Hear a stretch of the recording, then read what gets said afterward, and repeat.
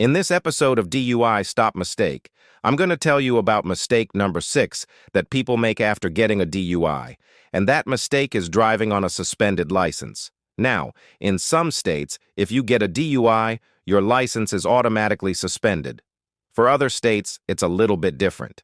They may not automatically suspend your license, but if you get a DUI in those states, then they will suspend your license after you get convicted. Now, this can happen very quickly after your arrest. In California, for example, if you are convicted of a DUI, your license can be suspended within 30 days after your conviction. So let's talk about what happens if you drive with a suspended license after a DUI.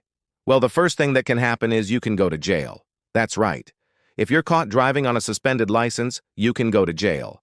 Now, how long you go to jail for depends on many factors, including the state that you're in, whether or not you had any priors, and also whether or not there were aggravating circumstances at the time of your DUI stop. Another thing that can happen is your car can be impounded.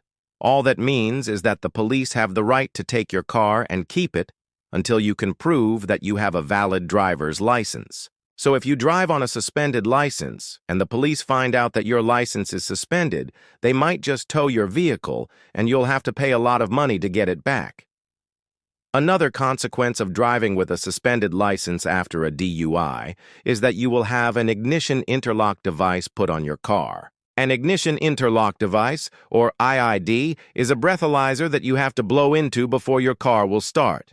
If you don't blow into it, or if you blow into it and there's alcohol on your breath, then your car won't start and you won't be able to drive. These devices are usually required after a DUI offense, but if you also drive on a suspended license, then the court may require that you have an ignition interlock device on your car for an even longer period of time. Also, if you drive on a suspended license after a DUI, you could be facing an even longer license suspension. That's right. You already got a license suspension because of your DUI. If you get caught driving on that suspended license, you could get an even longer license suspension. In fact, in some states like California, if you are driving on a suspended license and you get pulled over for that, they may suspend your license for a year. Yeah, that's right. Just for driving on a suspended license, you could get your license suspended for a year. So obviously you want to avoid that. And another big one, you could be facing criminal charges. That's right. Not only will you have all the other problems that I just mentioned, but you can also face criminal charges.